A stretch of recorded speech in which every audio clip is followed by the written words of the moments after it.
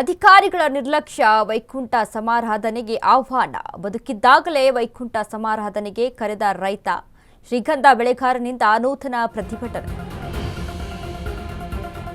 ಅಧಿಕಾರಿಗಳ ನಿರ್ಲಕ್ಷ್ಯ ವೈಕುಂಠ ಸಮಾರಾಧನೆಗೆ ಆಹ್ವಾನ. ಬದುಕಿದ್ದಾಗಲೇ ವೈಕುಂಠ ಸಮಾರಾಧನೆಗೆ ಕರೆದ ರೈತ. ಶ್ರೀಗಂಧ ಬೆಳೆಗಾರನಿಂದ ನೂತನ ಪ್ರತಿಭಟನೆ. ಸರ್ಕಾರಿ ವ್ಯವಸ್ಥೆ ಅಧಿಕಾರಿಗಳ ನಿರ್ಲಕ್ಷ್ಯಕ್ಕೆ ಆಕ್ರೋಶವನ್ನು ವ್ಯಕ್ತಪಡಿಸಿದ್ದಾನೆ.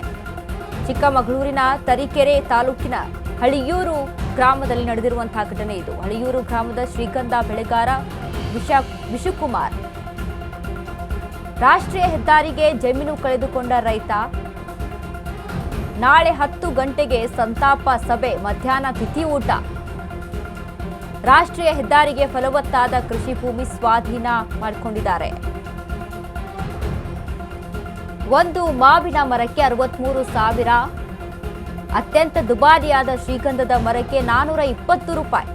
ಒಂದು ಮರಕ್ಕೆ ಕನಿಷ್ಠ 25,000 ನೀಡಲು ಕೋರ್ಟ್ ಸೂಚನೆಯನ್ನ ನೀಡಿದೆ. ನ್ಯಾಯಾಲಯದ ಆದೇಶ ಗಾಳಿಗೆ ತೂರಿದ ಅಧಿಕಾರಿಗಳು.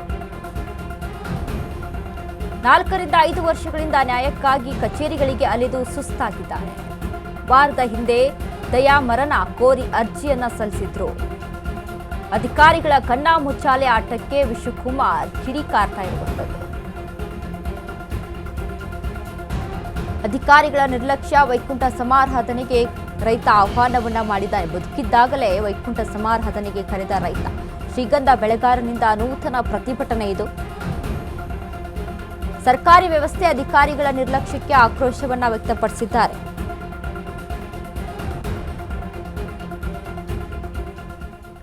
ಚಿಕ್ಕಮಗಳೂರಿನ ತರೀಕೆರೆ ಬಳಿ ಇರುವಂತಹ ಗ್ರಾಮದಲ್ಲಿ ಹಳಿಯೂರು ಗ್ರಾಮದ ಶ್ರೀಗಂಧ ಬೆಳೆಗಾರ ವಿಶುಕುಮಾರ್ ನೋಡಿ ವಿಭಿನ್ನವಾಗಿ ಪ್ರತಿಭಟನೆ ಮಾಡ್ತಾ ಇರುವಂಥದ್ದು. ಇನ್ನೇನ್ರಿ ಮಾಡ್ತಾರೆ? ಬದುಕಿದ್ದಾಗಲೇ ಈ ಒಂದು ಸರ್ಕಾರದಲ್ಲಿರುವಂತಹ ಅಧಿಕಾರಿಗಳು ಸರ್ಕಾರ ಆದೇಶವನ್ನ ಕೊಟ್ಟಿರುತ್ತೆ. ಆದರೆ ಈಗ ದೇವರು ಕೊಟ್ಟರು ಪೂಜಾರಿ ಕೊಡಲ್ಲ ಅನ್ನುವಂಥ ಮಾತಿದೆಯಲ್ಲ, ಹಾಗೆ ಈ ಸರ್ಕಾರದ ವ್ಯವಸ್ಥೆಯಲ್ಲಿ ನಡೀತಾ ಇರುವಂಥದ್ದು.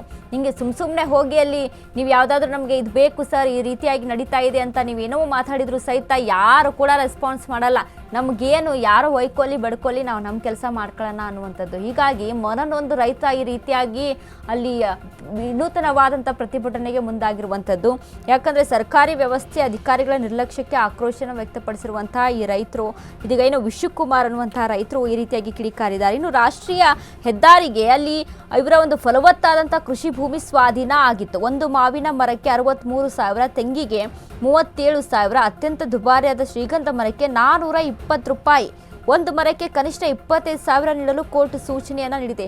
ಅಲ್ಲಿ ಶ್ರೀಗಂಧ ಮರ ಈಗಿನ ಕಾಲದಲ್ಲಿ ಶ್ರೀಗಂಧ ಮರ ಬೆಳೆಯೋರು ಸಹಿತ ಅಲ್ಲಿ ಕಡಿಮೆ ಆಗ್ತಾ ಇದ್ದಾರೆ ಭಯಗೊಂಡು.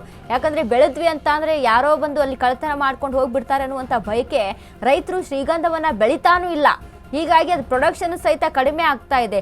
ಅಂಥದ್ರಲ್ಲಿ ರೈತರು ಬೆಳೀತಾ ಇದ್ದಾರೆ ಅಂತ ಅಂದರೆ ಅದಕ್ಕೆ ಹೆಚ್ಚಿನದಾಗಿ ಪ್ರೋತ್ಸಾಹವನ್ನು ಕೊಡಬೇಕು ನೀವು. 420 ರೂಪಾಯಿ ಅಲ್ಲಿ ಮರಕ್ಕೆ ಅಂತ ಅಂದರೆ ಯಾವ ರೀತಿಯಾಗಿ? ಯಾಕಂದರೆ ನಮ್ಮ ನಾಡಿನಲ್ಲಿ, ನಮ್ಮ ಕರ್ನಾಟಕದಲ್ಲಿ ಅದರಲ್ಲೂ ಶ್ರೀಗಂಧ ಮರಕ್ಕೆ ಹೆಚ್ಚಿನ ಪ್ರಾಮುಖ್ಯತೆಯನ್ನು ಕೊಡಲಾಗುತ್ತೆ. ಪ್ಯೂರ್ ಗಂಧ ಸಿಗುವಂಥದ್ದು ಅಂತ ಅಂದರೆ ಅದು ನಮ್ಮ ಕರ್ನಾಡಲ್ಲಿ. ಇಷ್ಟೊಂದು ವ್ಯವಸ್ಥೆ ಇರುವಂಥ ನಮ್ಮ ನಾಡಲ್ಲಿ ಶ್ರೀಗಂಧ ಮರಕ್ಕೆ ಇಷ್ಟು ಚೀಪಾದಂಥ ರೇಟನ್ನು ಕೊಡ್ತೀರಾ ನೀವು?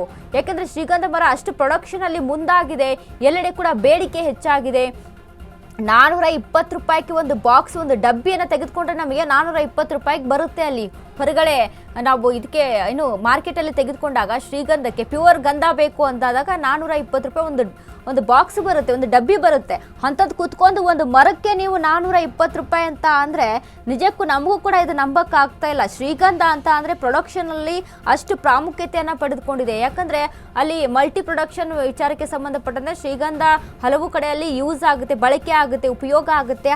ಆದರೆ ಅದಕ್ಕೆ ನೀವು 420 ರೂಪಾಯಿ ಕೊಡ್ತಿದ್ದೀರಾ ಅಂತ ಅಂದರೆ ಇನ್ನು ರೈತ ಏನು ಮಾಡ್ಕೋಬೇಕು? ಬೆಳೆದಂಥ ರೈತರು ನೇಣು ಹಾಕೋಬೇಕಷ್ಟೇ.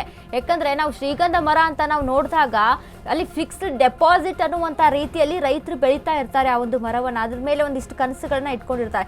ಯಾವಾಗಾದರೂ ನಮಗೆ ಈ ಮರ ಬೆಳೆದು ನಿಂತು ಅಂತ ಅಂದರೆ ಇದರಲ್ಲಿ ಲಕ್ಷ ರೂಪಾಯಿ ಬರುತ್ತಪ್ಪ ಅನ್ನುವಂಥ ಒಂದು ನಂಬಿಕೆಯಲ್ಲಿ ರೈತರು ಬೆಳೆದಿರ್ತಾರೆ. ಆದರೆ ಇಷ್ಟೊಂದು ಚೀಪ್ ರೇಟಲ್ಲಿ ನೀವು ಅಲ್ಲಿ ಕೊಡ್ತಿದ್ದೀರಾ ಅಂತಂದಾಗ ಬೆಳೆದಂಥ ರೈತ ಏನು ಮಾಡಬೇಕು? ಅದೇನು 3 ತಿಂಗಳು ಬೆಳೆನ, ವರ್ಷಾನುಗಟ್ಟಲೆ ಬೆಳೆಯುವಂಥ ಬೆಳೆ ಅದು. ಹೀಗಾಗಿ ವಿನೂತನವಾಗಿ ಪ್ರತಿಭಟನೆಯನ್ನ ಮಾಡಿದ್ದಾರೆ ರೈತರು.